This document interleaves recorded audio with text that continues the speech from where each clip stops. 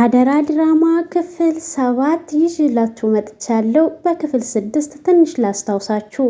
ዳግም አጋቹ ያለውን ነገር አውጥቶ አውርዶ በኃይሉን መግደል እንዳለበት ወስኖ ወደ በኃይሉ ቢሮ ሄዶ አቶ በኃይሉም ተቀምጠው እንዴ ዳግም ምን እግር ጣለክ ሲለው አይ የመጣሁበትን ከማድረጌ በፊት የምጠይቅህን ነገር እንድትመልስልኝ እፈልጋለሁ ይለዋል። ቁጭ በል ይለዋል።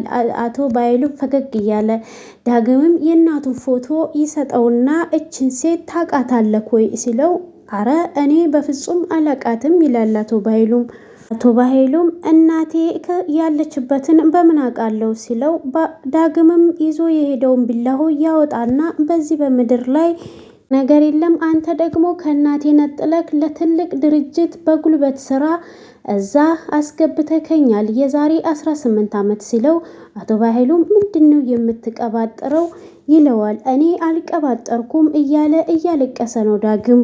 እባክህ እናቴ በህይወት እንዳለች አውቃለሁ፣ አንዴ ብቻ ከእናቴ ጋር አገናኘኝ፣ እስከዛሬ ድረስ ላደረክብኝ ግፍ ሁሉንም ነገር ከእናቴ ጋር ስታገናኘኝ እረሳዋለሁ ሲል እባክህ አትነፋረቅብኝ ይለዋል። አቶ በኃይሉም እኔ አንተን ከገደልኩኝ እናቴን የሚያገናኘኝ ሰው አንድ ሰው አግኝቻለሁ፣ ነገር ግን በእግዚአብሔር አምሳል የተፈጠረ ነፍስ እኔ ማጥፋት አልችልም እያለው ያለ አቶ በኃይሉም እየቀለደ ሽጉጡን እየመዘዘ ያለ ድንገት ስልክ ተደውሎለት ደንግጦ በጣም እየሮጠ ከቢሮ ዳግምንም ጥሎት ሲወጣ ነበረ ክፍሉ የተጠናቀቀው። ሰላም ጤና ይስጥልኝ ውድ የተከበራችሁ የኔ የትዕግስት ዩቲዩብ ተከታታዮች ፋሚሊዎቼ እንደምን ከረማችሁ? ይሄንን ቪዲዮ የምታዩ በቅንነት ላይክ፣ ሰብስክራይብ፣ ሼር እያደረጋችሁ አበረታቱኝ። ለምታበረታቱኝም ከልብ አመሰግናለሁ። አቶ በኃይሉም በድንጋጤ እየሮጠ እቤት ከደረሰ በኋላ ብሌንን ያገኛታል። ጃኬቱ ውስጥ ሲፈልገው ፍላሹን ያጣዋል። ይሄን ፍላሽ ለማን ነው አሳልፈሽ የሰጠሽው? ይሄ ፍላሽ ሰው እጅ ከደረሰ የኔን ህይወት በደቂቃ ውስጥ የሚያጠፋ ፋይል አለ ይላታል። እሷ ደግሞ እኔ ምንም አላወኩም ስትል በጥፊ ይመታትና ሶፋ ላይ ትወድቃለች። ብሌንም ፍራሹን ለሰጠሽበት ሰው አውጪ፣ አሁንም ፍራሹን ለሰጠሽው ሰው ደውሎ አንተን የሚያጠፋ በደቂቃዎች ውስጥ መረጃ ደርሶኛል ብሎኛል፣ ስለዚህ አውጪ ሲላት እኔ ምንም አላውቅም፣ እንደውም አንተ ፍላሹን እኔ ክፍል ማድረግህንም ምንም የማውቀው ነገር የለም፣ እሺ ካንቺ ሌላ እዚህ ክፍል ውስጥ የሚገባ ሰው ማን አለ ሲላት እኔ አላውቅም፣ ብሌን በተደጋጋሚ ክፍልሽን ላጽዳልሽ እያለች ስትገባ ነበረ፣ እንደውም እሷ አንስታው ሊሆን ይችላል ትለዋለች ለአቶ በኃይሉ። አቶ በኃይሉም በንዴት ስሜት ውስጥ ሆኖ ብሌን እያለ ሲጣራ ብሌንም ሮጣ ትመጣና እዚህ ውስጥ ያለ ፍላሽ ወይ አንቺ ወስደሽዋል ወይም ለሌላ ሰው አሳልፈሽ ሰጥተሻል፣ ስለዚህ አሁኑኑ ተናገሪ ብሏት እሷ ጋሼ በፍጹም አላየውም ስትል በጥፊ ይመታታል። አላየውም ብትይ አሁኑኑ እዚሁ ጋር አንቄ ነው የሚገልሽ ሲላት ትዝ ሲላት ዳግም ያላትን ነገር ታስታውሳለች። ይሄንን ፍላሽ አሁኑኑ መልስ ስትለው ብሌን አንቺ እንዳሰብሽው አይደለም፣ ይሄ ፍላሽ እናቴን የማገኝበት ነው ሰላላት ነው ፍላሹን አሳልፋ የሰጠችው። ያንን አስታውሳ እኔ በፍጹም አላየሁም ትለዋለች ለአቶ በኃይሉም። ብሌንም ካሰበች በኋላ አላቅም ካለችው በኋላ መጠርጠር ነበረብኝ፣ ሰራተኛ ነኝ ብለሽ ወደ ቢዚ ቤት ስትመጪ መጠርጠር ነበረብኝ ስላት የምንድን ነው በቀል ብላ ስትጠይቀው ኧረ እባክሽ ይላል። ዳግም እበር ላይ ሆኖ የሚከናወነውን ነገር ሁሉ እያዳመጠ ይገኛል። አቶ በኃይሉም ይሄንን ፊት በደንቡ ታውቂዋለሽ ሲላት አረ እኔ በፍጹም አላቅህም ስትለው እንቅ አድርጓት አሁኑኑ ፍላሹን አምጪ እያለ ያስጨንቃታል። ሌንንም በጣም ካነቃት በኋላ አቶ በኃይሉ እስከ ሚስጥርሽ መልካም መንገድ እያላት እያለ ዳግም ይገባና በቃ ተዋት ይለዋል። ማለት ፍላሹን አንተ ነህ እኮ የወሰድከው ይልና በኃይሉ ልጅቷን ይለቃታል። ዳግምም እኔ አልወሰድኩም ሲለው ደጋግሞ አቶ በኃይሉ ቅድም እቢሮ መተክ ምንድን ነው ያልከኝ? ስለዚህ እናትህ የትም ቦታ ብትሆን አፈላልጌ አንቄ ነው መገላት ሲለው ይሄንን አታድርግ እባክ በኃይሉ ይለዋል። ይሄንን እንዳላረክ ከፈለክ ፍላሹን ለማን አሳልፈክ ነው የሰጠከው ሲለውም እኔ ይሄንን ፍላሽ አላቅም ሲለው የመጨረሻ መልስክ ይሄ ነው ወይ የሚሆነው እንደዛ ከሆነማ እናትህን አፈላልጌ ያገኛታለሁ ብሎ በእጁ ላይ የያዘውን ፎቶ መንጭቆት አቶ በኃይሉ እየወጣ እያለ ብሌን እኔ ነኝ ፍላሹን የወሰድኩት ስትለው ምን ብሎ ደንግጦ ይመለሳል።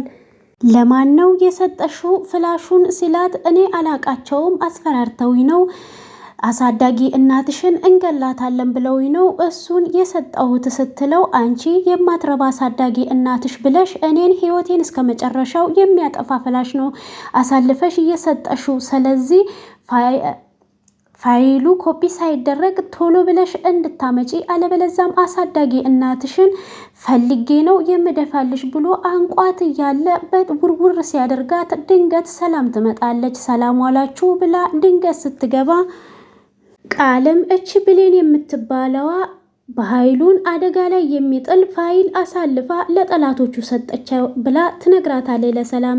ሰላምም እንዴት እንደዚህ ታደርጊያለሽ ብላ ብሌንን እየተቆጣቻት እያለ ቃልም ትነሳና እኔ እንዳልወሰድኩት ስነግርክ ልታምነኝ ይገባ ነበረ ሲላት ዝም በይ አንቺ ፈልፈላ ይላትና አንስቶ ሶፋ ላይ ይወረውራታል አቶ በኃይሉም። ሰላምም ሮጣ ድንግጣ ታነሳታለች። በኃይሉ ልጄን እንዲህ ልታደርግ አይገባም ሲላት እሷ እኮ ልጅሽ አይደለችም ሲላት ሰላም በጣም ትደነግጥና ልጅሽ አይደለችም ማለት ብላ ስትጠይቀው እሷን ጠይቂያት ይላታል ቃልን። አቶ በኃይሉም ለቃል አሁኑኑ ሄደሽ ፋይሉን ለሰጠሽበት እንድታመጪ እስከ ማታ ድረስ ጊዜ ሰጥቼሻለሁ፣ አለዚያ ግን አንቄ ነው ምደፋልሽ የትም ቦታ ገብቼ ብሏት ፎቶውን ከዳግም ላይ የነቀጠውን ይዞ እየበረረ ነው የወጣው በኃይሉም ከቤት።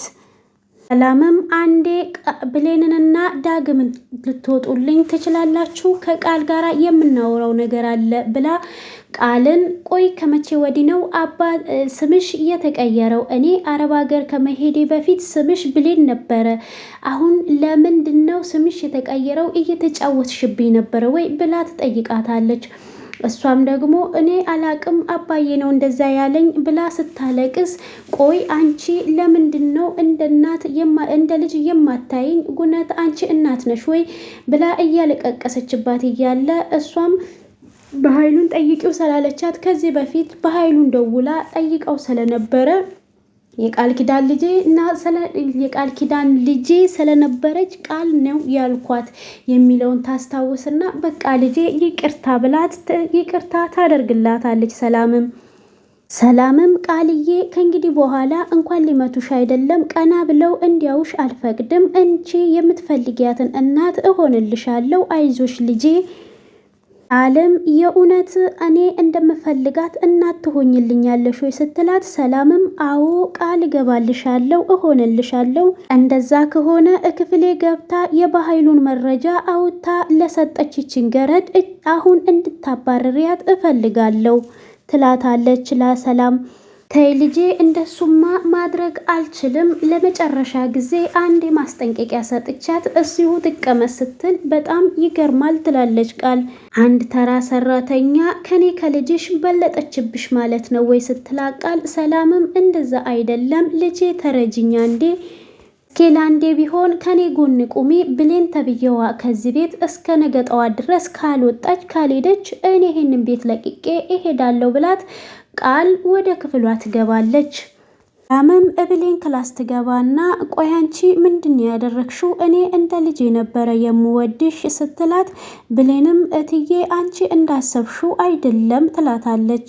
ሰላምም እስሯ አጠገቧ ቁጭ ትልና ሌባ መሆንሽ እኔ ለምን እንደሆነ አላቅም፣ በጣም ነው የምወድሽ፣ አንቺ የቤት ሰራተኛ ብቻ ሳይሆን እንደ ልጄም ነው የማይሽ ትላታለች። ብሌንም እኔ በጣም ነው የምወድሽ፣ አንቺን ባየው ቁጥር ወላጅ እናቴን ነው የምታስታውሽኝ።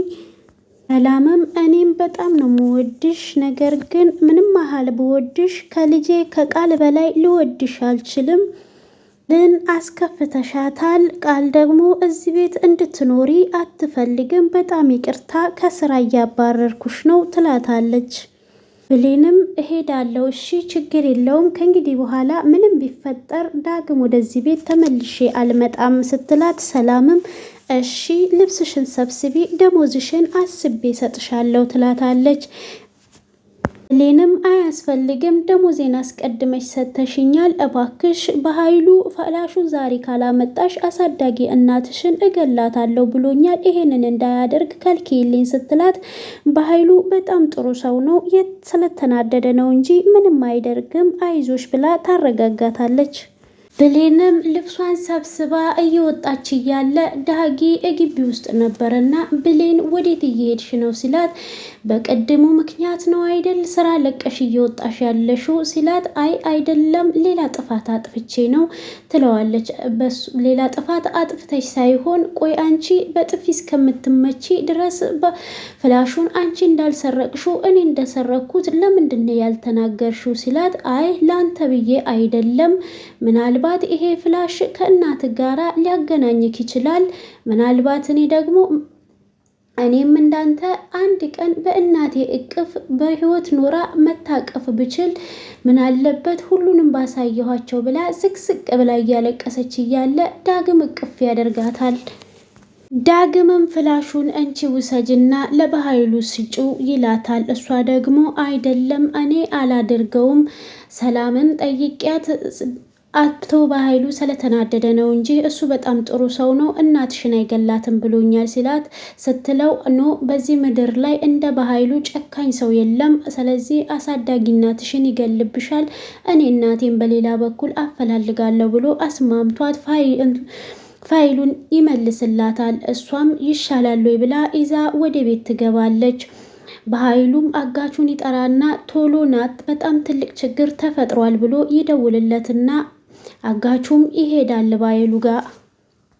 ቆይ ለምንድነው አጣድፈህ የጠራከኝ ሲለው አጋቹ በኃይሉ እኔም በደቂቃ የሚያጠፋ ፋይል በሰው እጅ ገብቷል ይለዋል። ምን እንዴት በሌላ ሰው እጅ ሊገባ ቻለ እያለ በውስጡ እየሳቀ ፊቱ ላይ ፈገግታውም ያስታውቅበታል አጋቹ። በኃይሉም እኔ አላውቅም ፋይሉ ላይ ባለው ነገር ሁሉ ሀብቴን፣ ንብረቴን፣ ዝናዬን፣ ሁሉን ነገሬን መውሰድ ይፈልጋል ይለዋል አጋቹ። ፍላሹን እቤት ድረስ እንዴት ሊወስዱ ቻሉ ሲለው አጋቹ ያቺ ብሌን ናት አሳልፋ የሰጠችው ይለዋል አቶ በኃይሉ።